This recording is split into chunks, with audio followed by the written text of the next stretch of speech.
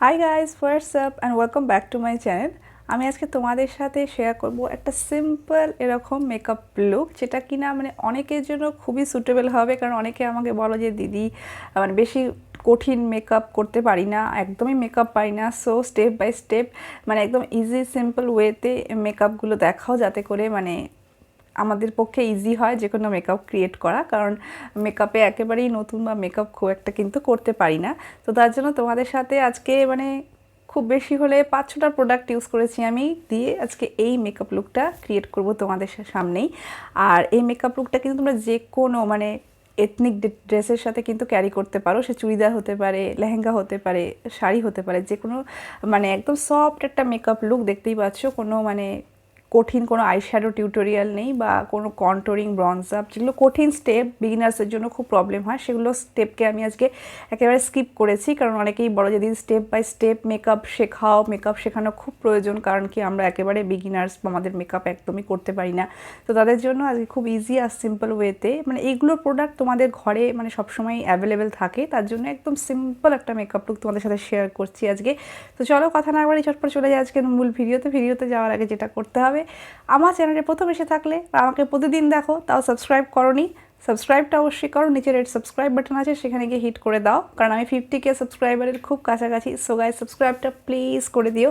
পাশে নোটিফিকেশনের bell আইকনটাকে hit করে অল বাটনটাকে প্রেস করতে ভুলো না, তাহলে পরে পরবর্তী আমার যে আপলোডগুলো করবো ভিডিও, সেগুলো নোটিফিকেশন তোমাদের কাছে যাবে না। অবশ্যই যেটা করবে, লাইক করবে আমার ভিডিওটাকে আর শেয়ার করবে।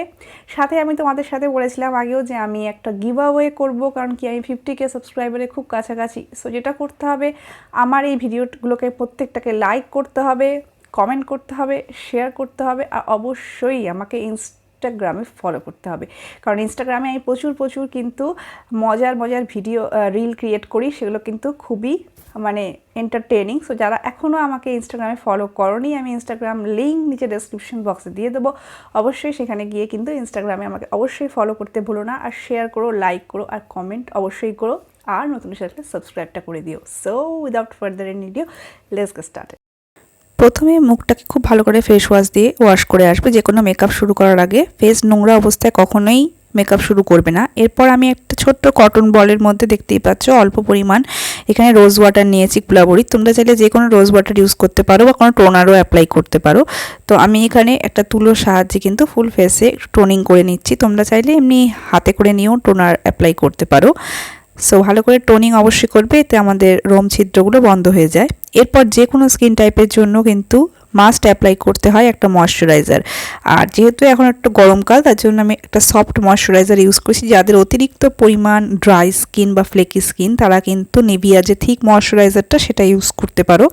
আমার যেহেতু কম্বিনেশন স্কিন, তার জন্য আমি লাইট ময়শ্চারাইজারটা ইউজ করেছি, বাট ময়শ্চারাইজার স্কিপ করা কখনোই চলবে না। এরপর আমি এখানে ইউজ করছি পতঞ্জলির aloe vera gel as a primer. তার কারণ হচ্ছে যে আমার খুব বেশি আজকে লং লাস্টিং মেকআপের প্রয়োজন নেই। যদি 3-4 ঘন্টার জন্য মেকআপ করো, তাহলে কিন্তু এই তোমাদের পতঞ্জলির অ্যালোভেরা জেলও ইউজ করতে পারো। আর যদি মনে করো না 7-8 ঘন্টা বা 9 ঘন্টার জন্য মেকআপ করছো, তাহলে পরে কিন্তু তোমরা অবশ্যই একটা সিলিকন বেস প্রাইমার ইউজ করতে একেবারেই ভুলবে না।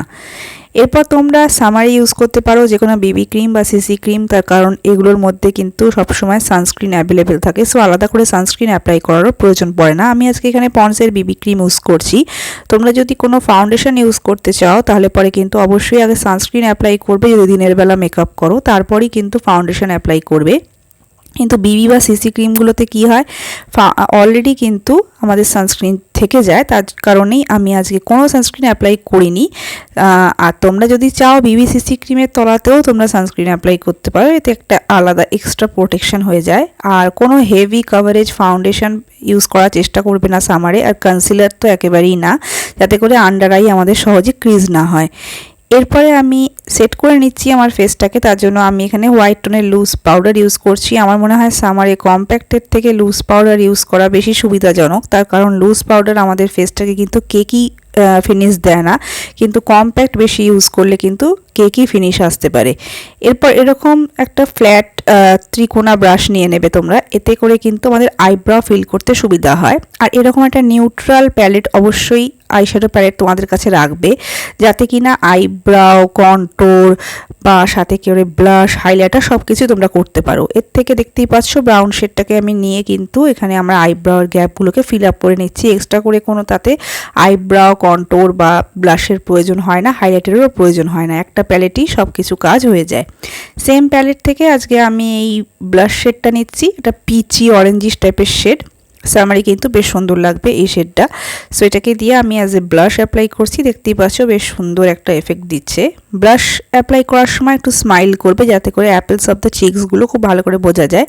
নোজে আর থুতনিতেও সামান্য অ্যাপ্লাই করবে। আই মেকআপটা সিম্পল রেখেছি, একটা নিউড ব্রাউন শেড নিচ্ছি আমি, এটাকে নিয়ে জাস্ট আমি আমার আইলিডে অ্যাপ্লাই করে নিচ্ছি যাতে ক্রিজটা একটু ডিফাইন হয়ে যায়। তোমরা চাইলে এটা হাত দিয়েও অ্যাপ্লাই করতে পারো বা টোটালি স্কিপ করতে পারো, কোনো প্রবলেম নেই, তবে একটা ডেপথ পাওয়া যায় brown, light brown eyeshadow apply করলে।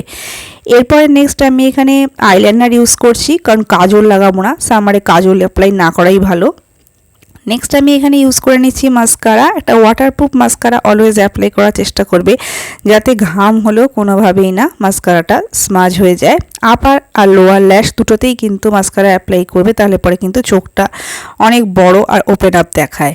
সেম প্যালেট থেকে একটা লাইট পিঙ্কিশ টাইপের শেড নিচ্ছি, নিয়ে আমি আমার ফেসটাকে একটু হাইলাইট করছি। হাইলাইটার তোমরা স্কিপ করতে পারো, তবে হাইলাইটার আমাদের ফেসের ফিচারটাকে কিন্তু খুব সুন্দরভাবে এনহ্যান্স করে। সো হাই পয়েন্টসগুলো তো দেখতেই পাচ্ছ আমি হাইলাইটার ইউজ করে নিচ্ছি। সো একটা প্যালেটেই কিন্তু আজকে সব হয়ে গেল।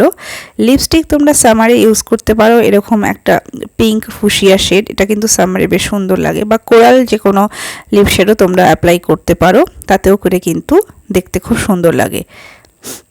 সো গাইজ, এটা হচ্ছে আমার ফাইনাল ফিনিশ লুক। খুব ইজি সিম্পল, যে কোনো কেউ কিন্তু আজকের এই মেকআপ লুকটা তোমরা ক্রিয়েট করতে পারবে স্টেপ বাই স্টেপ। বিগিনার্সদের জন্য আজকে আমি এই মেকআপ লুকটা ক্রিয়েট করে দেখালাম। যারা খুব বেশি মেকআপ করা পছন্দ করো না, বা যারা মা কাকিমারা আছেন, তাদের জন্য কিন্তু এই মেকআপ লুকটা খুবই পারফেক্ট। তো তোমরা সহজেই এই মেকআপ লুকটা কিন্তু ক্রিয়েট করতে পারবে।